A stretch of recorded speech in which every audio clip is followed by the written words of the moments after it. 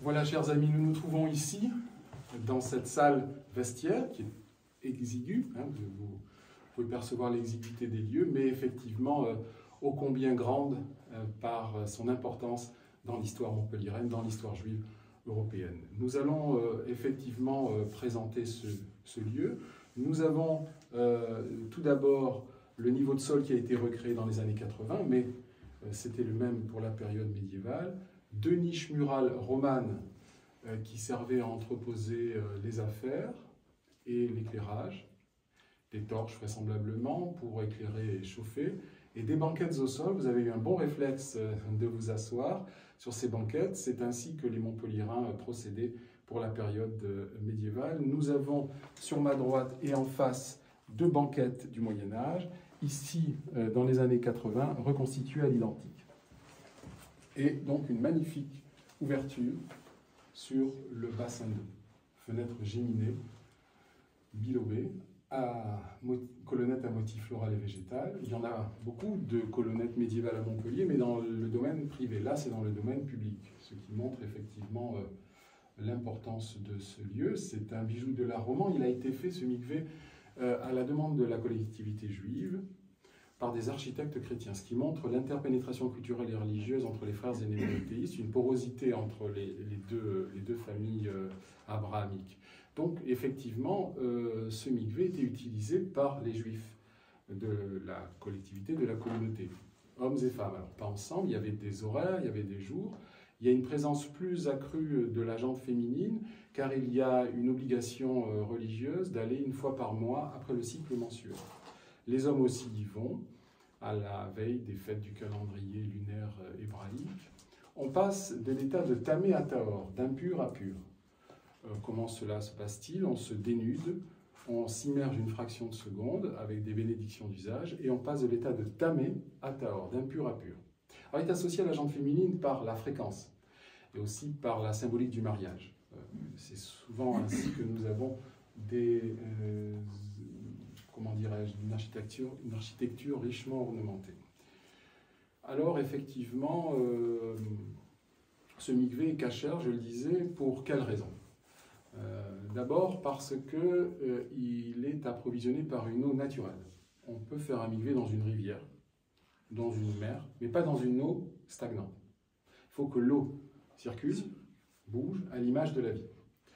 Et donc là, c'est une eau effectivement qui circule, et naturelle. Elle vient de la nappe phréatique, de l'eau souterraine, et des eaux de pluie, par un système ingénieux de ruissellement. Aussi par capillarité. La pierre transpire de l'eau pour y toucher la pierre, très humide, il y a un fort taux d'humidité. Comme un gruyère, cette pierre de Castries laisse passer l'eau. Par capillarité et par la nappe phréatique. Essentiellement, l'eau arrive par un orifice mural dans le bain, vous le verrez tout à l'heure, ornementé d'une gargouille. Un rythme très lent, hein, c'est le système d'une piscine. Il n'y a pas de vase à la surface, l'eau ne stagne pas. Donc, eau naturelle, eau qui ne stagne pas. Et le comptant d'eau nécessaire dans la tradition juive, 40 CA, c'est l'unité de mesure biblique, je ne sais pas combien ça fait en millilitres, mais voilà. Et la profondeur, c'est à peu près à taille humaine, hein, 1 m, 62 mètres.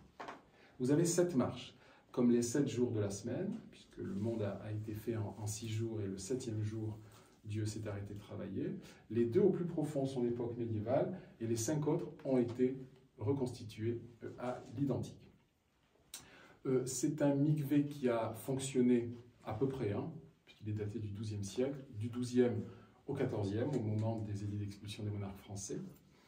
Par la suite, la population va s'en servir comme d'un puits, comme on atteste la pierre polie par le frottement des cordelettes. C'était un puits, mais on va désacraliser le lieu, mais on va le sauver quelque part. Donc effectivement, ce mikvé va d'abord être servi pour d'autres usages, va tomber dans l'oubli, même si le chanoine d'Aigrefeuille en parle dans ses textes, et les élites, les édiles locaux sauront l'emplacement de ce mikvé, de ce quartier juif. Et il sera à nouveau mentionné par l'historienne Louise Guiraud quand elle avait souhaité définir toutes les judaïcités locales. On avait même compté un peu plus que deux. Et évidemment, il va ressurgir dans les années 80.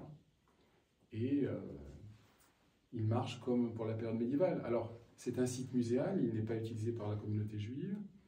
Il est utilisé par effectivement l'Office de tourisme qui propose des visites régulières et qui entretient ce bel ouvrage juif montpelliérain. Voilà ce que l'on peut dire rapidement. S'il y a des questions auxquelles je puis répondre, et après vous pourrez admirer, vous approcher des différentes composantes du bain.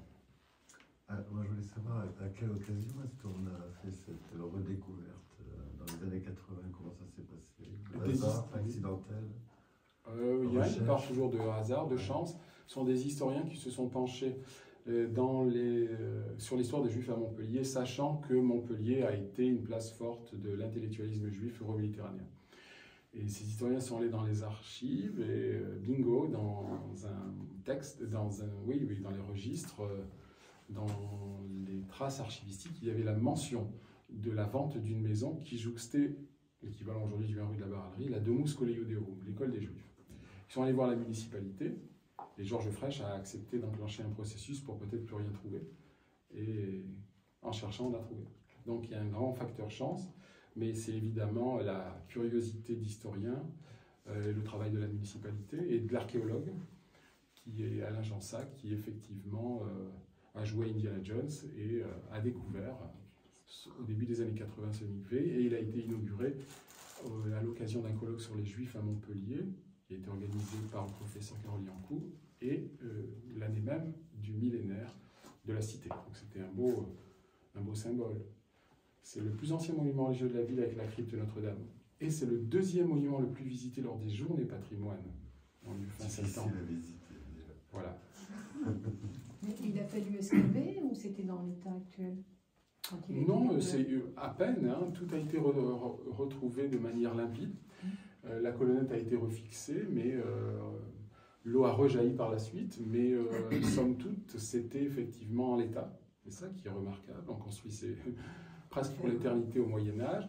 Cet espace a servi comme de cave à charbon, de débarras, et puis de cave à vin. Et comme on dit en latin, in vino veritas, ou en hébreu nacia in sol, le vin rentre, le secret sort, grâce à l'humidité des lieux, qui a enlevé les étiquettes des bouteilles de vin. Ça, c'est l'histoire. C'est une historiette, c'est peut-être la légende, mais il y a peut-être du vrai. C'est ainsi qu'ils ont pu localiser de manière plus précise l'emplacement du milieu. Voilà. Excusez-moi.